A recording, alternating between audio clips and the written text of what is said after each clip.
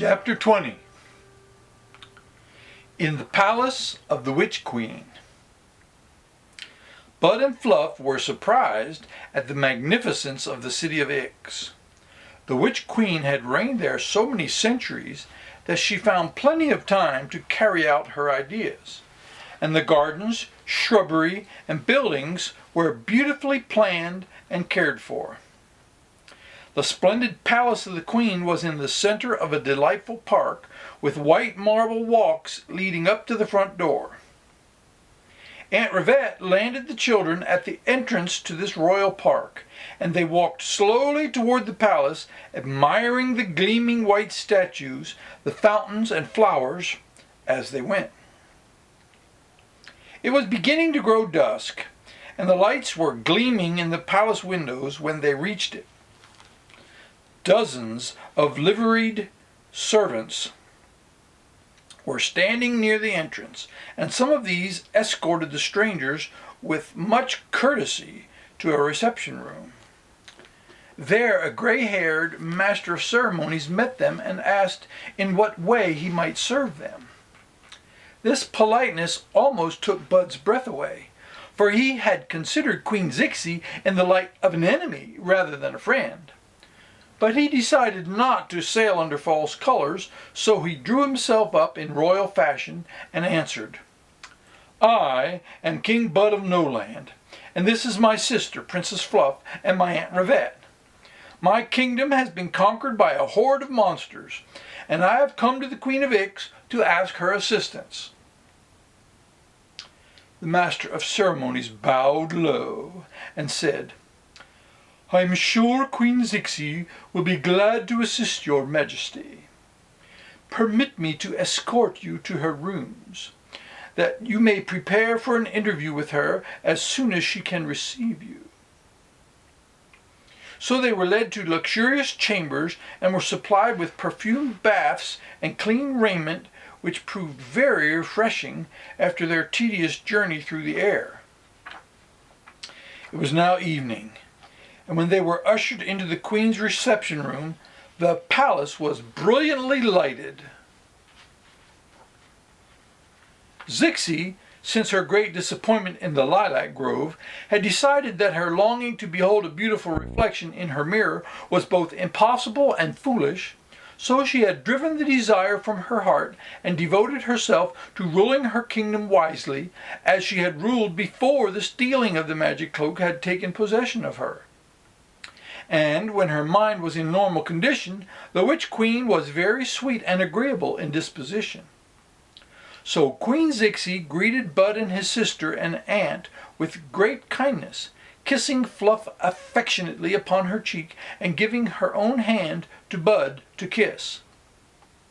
It is not strange that the children considered her the most beautiful person they had ever beheld, and to them she was as gentle as beautiful, listening with much interest to their tale of the invasion of the Roly-Rogues, and promising to assist them by every means in her power.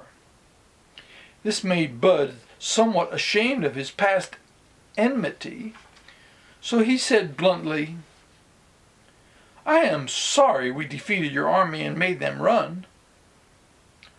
"Why, that was the only thing you could do when I had invaded your dominion," answered ZIXI.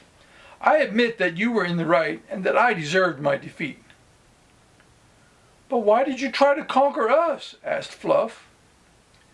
"Because I wanted to secure the magic cloak, of which I had heard so much," returned the Queen frankly.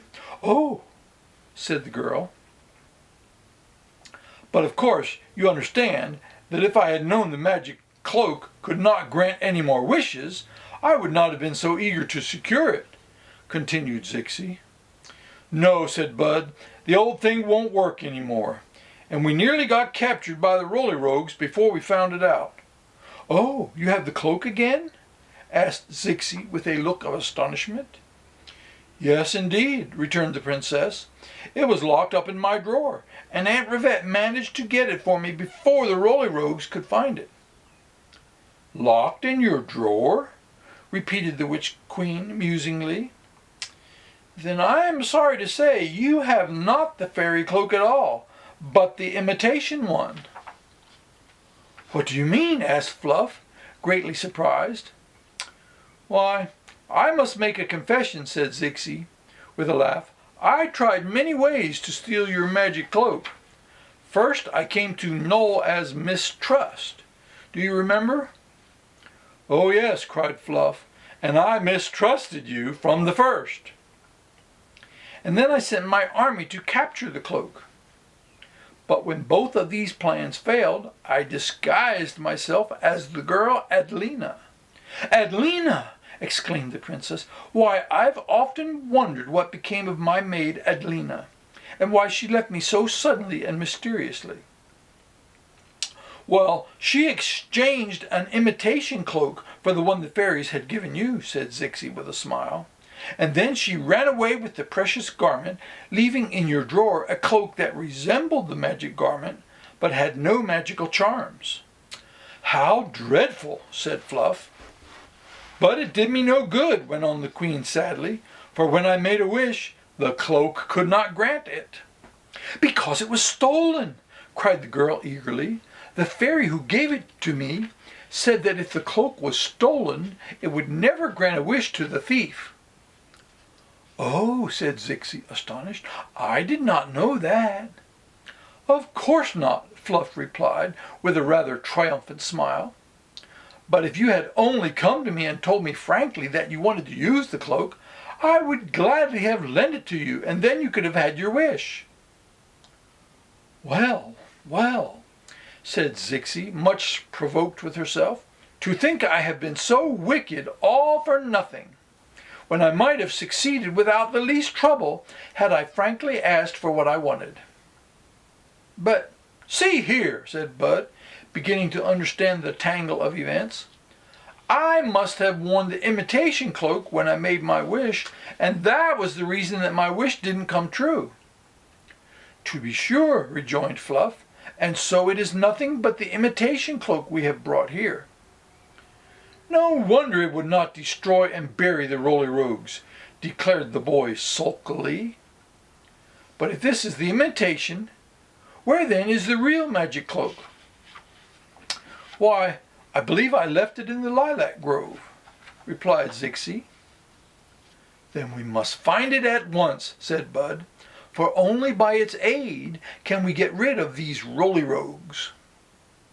And afterward, I will gladly lend it to you also. I promise now to lend it to you," said Fluff, turning to the queen, "and your wish will be fulfilled, after all, whatever it may be." This expression of kindness and goodwill brought great joy to ZIXI, and she seized the generous child in her arms and kissed her with real gratitude. "We will start for the lilac grove tomorrow morning," she exclaimed delightedly, "and before night both King Bud and I will have our wishes fulfilled."